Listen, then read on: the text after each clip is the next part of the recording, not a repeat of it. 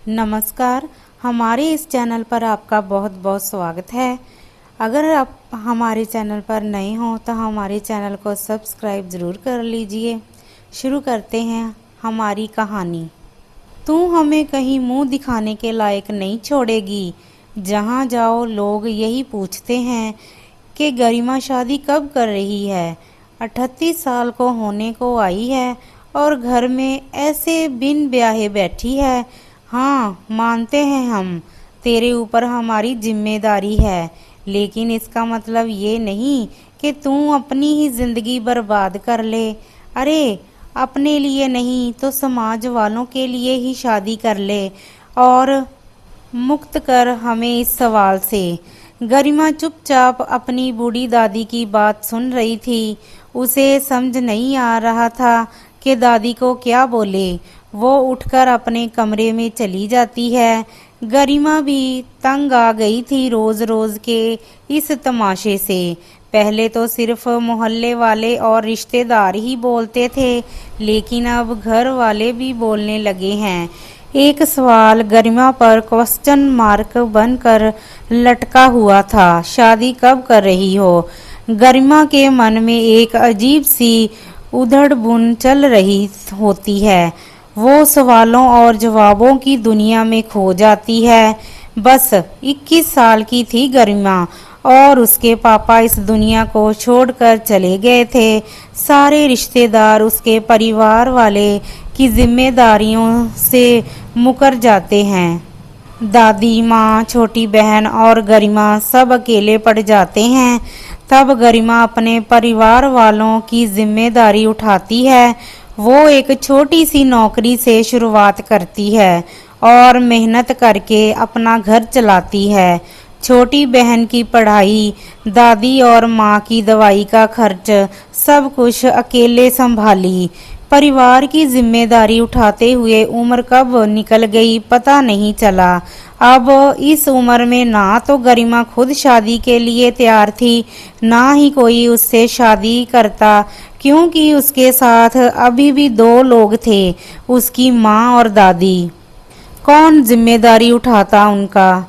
गरिमा सोचती है, क्या सच में उसके रिश्तेदारों को गरिमा का ख्याल है? क्या उन्हें सच में फिक्र है गरिमा की? क्या वो सच में उसकी शादी को लेकर इतना सोचते हैं? और अगर इतनी ही फिक्र है तो तब कहाँ थे जब उसे उनकी ज़रूरत थी? तब जब उसकी शादी की उम्र थी। किसी को उसकी फिक्र नहीं है। वो बस सिर्फ ताना मारना जानते हैं, लेकिन उन्हें चुप करवाना होगा हमेशा के लिए, नहीं तो वो हमारी जिंदगी नर्क बना देंगे।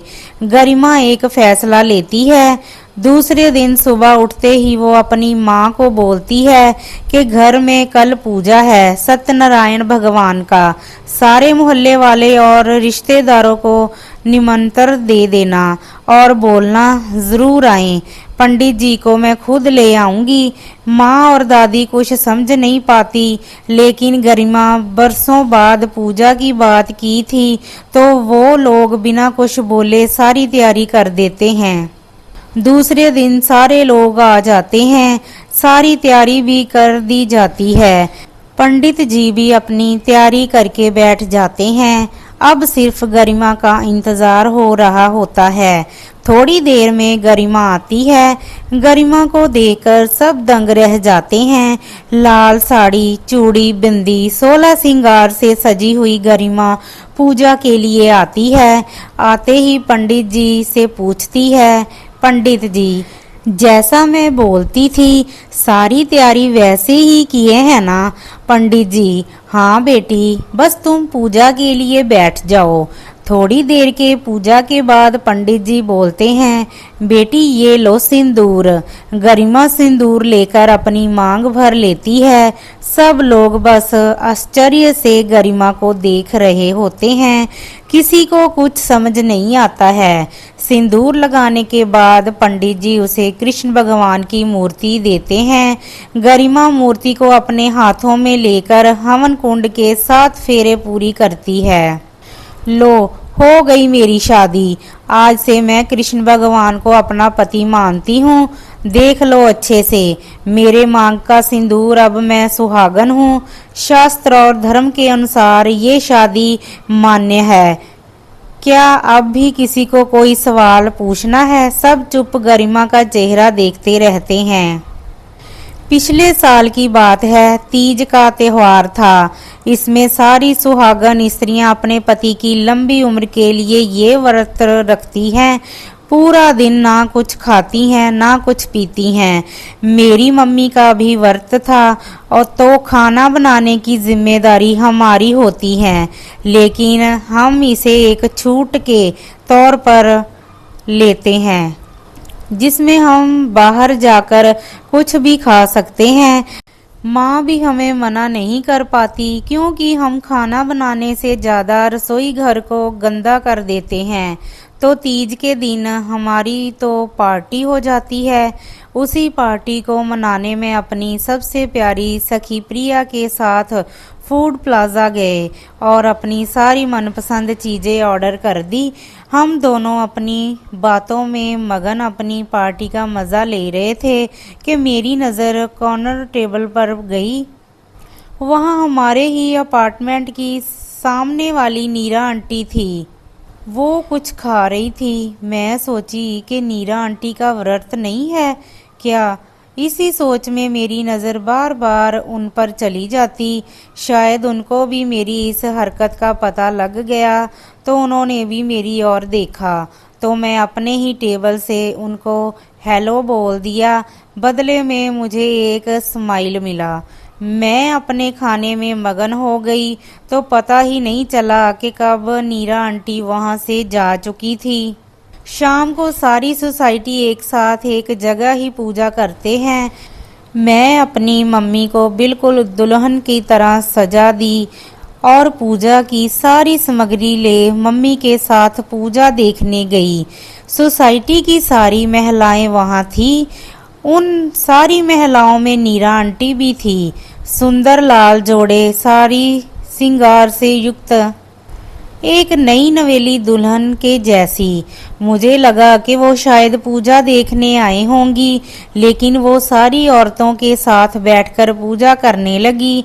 मुझे उनको देखकर इतना गुस्सा आया कि ये तीज जैसे पवित्र त्योहार का मजाक बना दी। ये व्रत रखने का ढोंग क्यों कर रही है? मैं गुस्से में सिर्फ उनकी तरफ ही देखे जा रही थी। कभी कभी उनकी नज़र भी मुझे मिल जाती तो वो मुझसे नज़रें चुरा लेती। उन्होंने पूरे विधि के साथ पूजा किया और सारी औरतों के साथ पूजा संपन्न कर घर गई। मुझे उन पर इतना गुस्सा आ रहा था कि मैं घर जाकर सारी बात अपनी मम्मी को बताई। मम्मी उल्टा मुझ पर ही गुस्सा हो गई। कहा कि ज़रूर तुम्हें कोई गलतफहमी हुई होगी, भला ऐसे कोई करता है? उस दिन के बाद मैं नीरा आंटी को देखना भी पसंद नहीं करती थी। मुझे झूठ और ढोंग से नफरत है, और नीरा आंटी ने दोनों ही किया। एक दिन मैं मार्केट से आ रही थी तो रास्ते में नीरा आंटी मिली। मैं उनसे बचकर निकल जाना चाहती थी, लेकिन उन्होंने मुझे रोक लिया। फिर भी मैं सिर्फ उनकी सवालों का जवाब देकर चले जाना चाहती थी, लेकिन वो थी कि मेरे पीछे ही पड़ गई। मैं उनकी उस हरकत से झला गई और झलाहट में ही मैं उनको झूठी ढोंगी और अपने धर्म का अपमान करने वाली पता नहीं क्या क्या बोल दी। मेरी इतना सुनने के बाद भी उनके चेहरे पर मुस्कान था। उन्होंने मेरा हाथ पकड़ा और पार्क में ले गई। वहां एक बेंच पर बिठाकर मुझसे पूछा कि क्या तुम मेरे तीज वाले दिन को लेकर ये सब बोल रही हो? मैं कुछ नहीं बोली। फिर उन्होंने कहा कि बेटा, उस दिन जो कुछ भी हुआ वो मैंने जानबूझकर किया। उनकी बात सुनकर मैं एकदम आश्चर्य में पड़ गई। मैं पूछी कि आपने ऐसा क्यों किया? तो उन्होंने बताया, बेटा, जिस दिन मेरी शादी हुई उस दिन ही राजीव ने मुझसे कहा कि वो ये शादी सिर्फ माता पिता के दबाव में आकर किए हैं। वो मुझे एक पत्नी का दर्जा कभी भी नहीं दे पाएंगे। मैं सिर्फ समाज वालों के लिए उनकी पत्नी रहूंगी। पहले पहल मुझे लगा कि मैं सब ठीक कर दूंगी, मैं अपनी शादी को सार्थक बनाऊंगी, लेकिन मेरी 1000 कोशिशों के बाद भी राजीव का दिल मेरे लिए नहीं पसीजा। वो बाहर वालों के सामने मुझे एक पत्नी का पुतला बनाकर खड़ा कर देते हैं और घर में बात भी करना उनको नगारा है। मैं कोशिश की, बहुत कोशिश की, 10 साल तक अपने रिश्ते को सही राह पर लाने की कोशिश की, लेकिन एक दिन मुझे पता चला कि राजीव की जिंदगी में कोई और है। उस दिन मैं टूट गई और मेरी कोशिशें भी हार गई। अब राजीव मेरे लिए भी सिर्फ समाज के लिए पति है। अब तुम ही बताओ बेटा, मैं क्यों उस पति की लंबी उम्र के लिए व्रत रखूं जिसने मेरी जिंदगी बर्बाद कर दी। पिछले 2 साल से मैं व्रत रखने का सिर्फ ढोंग कर रही हूँ, जैसे वो मुझे पत्नी मानने का ढोंग कर रहे हैं। समाज वालों के बीच में उनकी पत्नी हूँ तो समाज वाले के सामने भी उनकी अच्छी पत्नी। नीरा आंटी की बात सुनने के बाद वो मुझे कहीं से भी गलत नहीं लगी। अब मैं नीरा आंटी की फ्रेंड हूँ। मेरी जितनी भी नफरत थी उनके प्रति वो सब मिट चुकी है। सुबह से ससुराल से 4 बार फोन आ चुका था, आ जाओ घर में पूजा है। बहू नहीं रहेगी तो लोग क्या बोलेंगे। भव्या ससुराल वाले के इस हरकत से बहुत परेशान थी। उसे समझ नहीं आ रहा था कि वो ससुराल वालों से क्या बोले। उसके पापा का बाईपास सर्जरी हुआ था, उसके पापा को उसकी ज़रूरत थी। वो क्या बोलेगी अपनी माँ से, माँ मैं जा रही हूँ अपने ससुराल, वहाँ पूजा है, और उन्हें इस हालत में जब उसकी सबसे ज़्यादा ज़रूरत है उन्हें छोड़कर चली जाऊंगी, सिर्फ उन ससुराल वालों के बुलाने पर जिन्होंने भव्या की प्रेगनेंसी पर उसे मायके भेज दिया था। जब वो सीढ़ियों से गिरकर जख्मी हुई थी तब उसे इलाज के लिए मायके भेज दिया गया था। हर बार उसके मायके वाले बिना कुछ बोले उसकी सेवा करते। जैसे ही वो ठीक हो जाती तुरंत वापस ससुराल वाले उसे ले जाते। वो चली भी जाती क्योंकि वो एक बहू थी। बहू का कर्तव्य निभाना था उसे, लेकिन बेटी का क्या जिस माँ बाप ने उसके प्रति सारे कर्तव्य निभाए हैं उनके प्रति बेटी का कोई कर्तव्य नहीं बनता, सिर्फ इसलिए कि वो शादीशुदा है। फोन फिर से रिंग होता है। इस बार भव्या का पति होता है।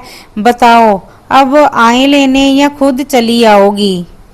ये सुनते ही भव्या आग बबूला हो जाती है। उसे उम्मीद थी कि उसका पति उसे समझेगा, लेकिन उसके पति ने सारी उम्मीदों पर पानी फेर दिया। उधर से हेलो हेलो की आवाज सुनकर के भव्या गुस्से की निरंतर करके बोलती है, नहीं आऊंगी मैं। मेरी माँ मेरे पापा को मेरी ज़रूरत है और माँ बाप के सेवा से बढ़कर और कोई पूजा नहीं। अभी मेरे माँ पापा के प्रति मेरी जिम्मेदारी और कर्तव्य है जो मुझे पूरा करना है। मैं नहीं आ सकती। इतना बोलकर वो फोन कट करके स्विच ऑफ कर देती है। दरवाजे पर कार की आवाज सुनते ही सारे बच्चे खुशी से दौड़ने लगे। नई दुल्हन आ गई, नई दुल्हन आ गई। सभी बच्चों की आवाज सुनकर घर के सारे मेहमान, सारी औरतें दरवाजे पर आ गई। बुआ दादी ने तुरंत गायत्री को हुक्म दिया, बहू जल्दी से गृह प्रवेश की सामग्री लेकर आ गया हमारा शाहिल नई दुल्हन को लेकर। गायत्री ने तो पहले से ही सारी तैयारी कर रखी थी, बस वो तो जल्दी से अपनी इकलौती बहू बेटे को घर में लाना चाहती थी। वो खुश तो बहुत थी, लेकिन मन में ये बात कहीं ना कहीं खटक रही थी कि सारे बारात को लौटे इतनी देर हो गई, साहिल को आने में क्यों इतनी देर लगी। लेकिन जो भी हो, ये सब बातें बाद में, पहले अपने बेटे को तो घर में ले आए। अभी सारे रस्में बाकी हैं, शाम होने को भी है। सब कुछ जल्दी जल्दी करना होगा। गायत्री कलश और आरती की थाली लेकर बाहर जाती है, लेकिन ये क्या, खुशी की घड़ी में इतना सन्नाटा क्यों? गायत्री की धड़कन तेज हो जाती है। वो बेचैनी भरी नजरों से साहिल को ढूंढती है। तभी साहिल कार से बाहर आता है। वो बिल्कुल स्वस्थ और खुश दिख रहा है। गायत्री की जान में जान आती है। लेकिन एक मिनट, तो फिर ये लोग शांत क्यों हैं? क्या हुआ? बहू बहू तो ठीक है ना? गायत्री साहिल से पूछती है। साहिल, बहू कहाँ है? कार में है मम्मा, आपकी बहू। तो फिर क्या हुआ? लोग इतने आश्चर्य में क्यों हैं? खुशी का माहौल है, ऐसे में सब शांत क्यों? तभी एक बच्ची सारी चुप्पी को तोड़ते हुए गायत्री से बोलती है, आंटी मुझे भी नई दुल्हन से मिलना है। तभी दूसरी बच्ची बोलती है, आंटी मुझे भी मिलना है। वो दोनों आपस में ही लड़ने लगती हैं। गायत्री उन्हें शांत करवाती हैं और बोलती हैं, सब लोग मिलेंगे नई दुल्हन से, लेकिन पहले उसे घर में तो आने दो। देखो कैसे अकेले बैठी है कार में, चलो उसको घर लाते हैं। नहीं आंटी, नई दुल्हन अकेले नहीं है कार में, एक आंटी है उसके साथ। ये बात सुनकर गायत्री एकदम चौंक जाती है। और कौन है नेहा के साथ? माँ को आश्चर्य में देख साहिल नेहा अपनी पत्नी को कार से बाहर आने को बोलता है। नेहा तुरंत कार से बाहर आती है और साहिल और नेहा दरवाजे पर खड़े हो जाते हैं। लेकिन गायत्री की नजर तो कार में ही टिकी रहती है। आखिर और है कौन? गायत्री की बेचैनी को समझते हुए साहिल बोलता है, आप भी बाहर आ जाइए। तभी एक औरत नीली रंग की साड़ी पहने कार से बाहर आती है। जैसे ही वो मुड़ती है, गायत्री के मुख से निकलता है, समधन जी। आश्चर्य और जिज्ञासा में गायत्री कभी नेहा को देखती, कभी साहिल को, तो कभी अपने समधन सुनैना को। तभी पीछे से कुछ आवाज आती है, सब औरतें की खुसफुसाहट हो रही है। भला ऐसा कभी सुना है कि बेटी के साथ माँ भी ससुराल आए? अच्छा, तो नेहा अपने दहेज में अपनी माँ को ही ले आई। अरे, किसे अपनी बेटी से प्रेम नहीं होता, लेकिन कौन सी माँ अपनी बेटी के ससुराल आती है उसकी विदाई में? गायत्री चुप खड़ी और सब समझने की कोशिश कर रही थी कि तभी साहिल बोलता है, मम्मी स्वागत नहीं करना है क्या अपनी बहू का? तभी बुआ दादी बोलती है, अरे तेरे ही तो गृह प्रवेश की राह देख रहे थे, पर तूने जाने क्या कर रहा था इतनी देर ससुराल में, और आया तो साथ में सासू माँ को भी लाया। क्या करता दादी? मम्मी जी साथ आने को मान ही नहीं रही थी, बड़ी मुश्किल से समझा बुझाकर लाया हूँ। अरे अपनी सास माँ को क्यों लाए साथ में? तो क्या करता, इन्हें अकेले छोड़ देता? नेहा के बाद इनका है ही कौन, किसके भरोसे छोड़ता इन्हें? इन्होंने अपनी पूरी जिंदगी अपनी नेहा के परवरिश में बिता दिए। पति के जाने के बाद ना जाने किन किन परिस्थितियों का सामना करना पड़ा होगा इनको, और सब जब इनको नेहा और किसी के साथ की सबसे ज्यादा जरूरत है, तो इन्हें अकेला छोड़ दिया जाए, वो भी सिर्फ रीत रिवाज के नाम पर। नेहा से शादी करने के बाद ये मेरी भी माँ हो गई है, और मैं अपनी माँ को अकेला कभी नहीं छोड़ सकता। जिस तरह मेरी माँ मेरे साथ रहती है, उस तरह नेहा की माँ भी नेहा के साथ रहेगी। क्यों माँ, तुम क्यों ऐसे चुप खड़ी हो? तुम्हारे ही संस्कार और सीख के कारण मैं इतना बड़ा फैसला ले पाया। तुम्हें अपने बेटे के फैसले पर कोई संदेह तो नहीं है ना? गायत्री चुप खड़ी साहिल की बातें सुन रही थी। साहिल के चुप होने पर सबकी नजर गायत्री पर टिक गई। गायत्री गृह प्रवेश का सामान बुआ दादी को दे देती है और खुद घर के अंदर चली जाती है बिना कुछ बोले। ये देखकर सारे लोग दुखी हो जाते हैं। नेहा के घूंघट के अंदर से सिसकने की आवाज आने लगती है। सुनैना तो जब से आई है एक आत्मग्लानि और अपराध बोझ के साथ सिर झुकाए नेहा के पीछे खड़ी रहती है, जैसे उसे सबसे बड़ा जुर्म हो गया हो। साहिल को भी अपनी माँ से ये उम्मीद नहीं था। वो तो गायत्री के भरोसे ही इतना बड़ा कदम उठाया था।